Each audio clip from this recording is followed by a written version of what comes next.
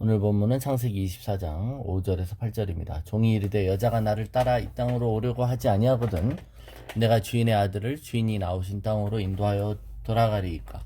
아브라함이 그에게 이르되 내 아들을 그리로 데리고 돌아가지 아니하도록 하라. 하늘의 하나님 여호와께서 나를 내 아버지 집과 내 고향 땅에서 떠나게 하시고 내게 말씀하시며 내게 맹세하여 이르시기를 이 땅을 내 씨에게 주리라 하셨으니 그가 그 사자를 너보다 앞서 보내실지라. 네가 거기서 내 아들을 위하여 아내를 택할지니라.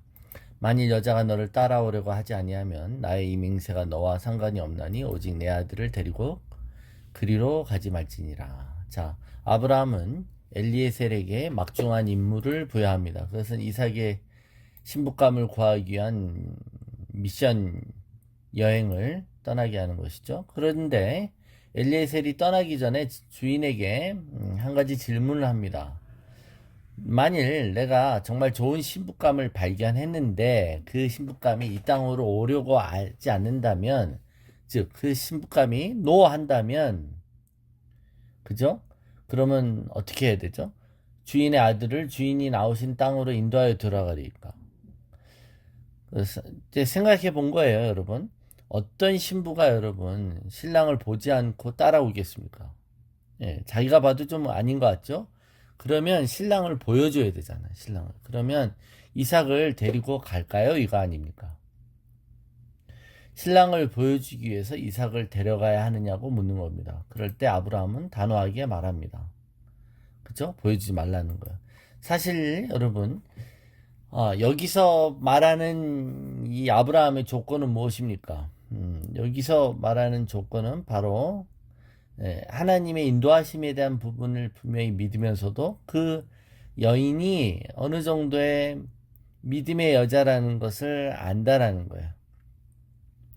사실 신랑감을 직접 본 적도 없고 그 집을 방문한 적도 없는데 상식적으로 누군가의 말만 듣고 자기의 모든 집을 떠나 이제 다시 못 올 이 집을 떠나서 남편과 결혼하기 위해서 떠난다. 오히려 그런 게 비상식적이고 문제가 있지 않겠습니까? 그런데 아브라함은 만일 그렇게 오려고 하지 않는다면 이게 오히려 상식적인 반응인데 만일 그런다면 데려오지 말라는 겁니다. 자, 신랑감을 본 적도 없고 방문한 적도 없어요, 그 집을. 근데 이 사람이 말하는 사람이 자신의 신랑이라는 확신을 가질 것이라는 확신이 있었다는 거잖아요. 그죠? 만일 하나님이 예비하신 이삭의 신부감이라면 그 얼굴을 보지 않고서도 따라올 수 있는 믿음과 영적인 통찰을 가진 자일 거라는 아브라함의 굳건한 신뢰가 있다는 겁니다. 자, 이 말은 무슨 말일까요? 하나님 뜻이 아니라면 과감히 포기하라는 것이 기도 하고 만일 그런 여자를 발견했다고 해도 오지 않겠다고 하면 관두라는 것입니다. 자, 하나님의 뜻이지만 포기하라는 것일까요? 아니면 거절하면 하나님의 뜻이 아니라는 것일까요? 네, 거절하면 하나님의 뜻이 아니라는 것이죠. 자, 내가 타야 될 버스가 오고 있어요. 근데 버스가 날 기다리지 않고 가버리네요. 그러면 버스를 놓친 것이냐 이거야. 아니죠. 이것은 내가 탈 버스가 아니라는 것입니다. 우리가 인생에 있어서 많은 불확실한 미래에 대해서 선택할 때 우리가 놓친 기회를 아쉬워하고 미련을 두는 이유는 무엇일까요? 예. 그렇게 포기 못하는 이유는 그 이 사람이면 좋을 텐데 여기였으면 좋았을 텐데 라는 아쉬움이 있는 겁니다. 그죠? 그럴 때 우리가 하나님 음성을 판단하는 세 가지 등대 기법 있죠. 평강과 환경과 하나님의 말씀입니다. 근데 상황이나 말씀이 아니라고 하는데 오직 내 안에 평강만 있어요. 내 안에 막 집착만 있어요. 응? 그럴 때 우리는 속는 것이죠. 자기 감정에 속아 하나님의 인도하심을 속단하고 포기하지 못하는 것입니다. 보통 우리는 자신 안에 있는 경향성, 자신의 집착이 하나님의 뜻을 분별하려고 하는 객관성과 정직함보다 앞설 때가 많습니다. 그래서 하나님의 음성을 왜곡하죠. 믿음은 선택하라는 거예요. 이 선택은 무엇이죠? 하나님의 뜻이 아닌 것은 과감히 내려놓으라는 거예요. 포기하라는 것이죠. 미련을 갖지 말라는 거예요. 그러면 하나님 뜻이 아니라는 겁니다. 그러니까 우리가 이게 분명히 아브라함의 태도인 겁니다. 자, 반대로요. 내가 탈 버스가 맞았는데도 내가 놓칠 수 있습니까? 네?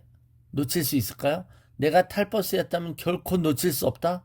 아니요, 놓칠 수 있어요. 그쵸? 버스가 맞는데도 놓칠 수 있어요. 그래서 손을 흔들어야 돼요. 내가 탈 버스가 맞는데 내가 아무 행동 안 해도 서겠지라고 생각하면 오산이죠. 내가 탈 버스가 맞기 때문에 난 내가 타겠다고 손을 흔들어야 돼요. 그러니까 믿음은 가만히 아무것도 안 하고 숙명론적으로 기다리는 수동적인 상태를 말하는 게 아니죠. 운명론적인 도피적인 마음이 아니라 거기에는 적극적으로 그 운명을 취하는 것입니다. 구하라, 찾으라, 두드리라 그랬잖아요.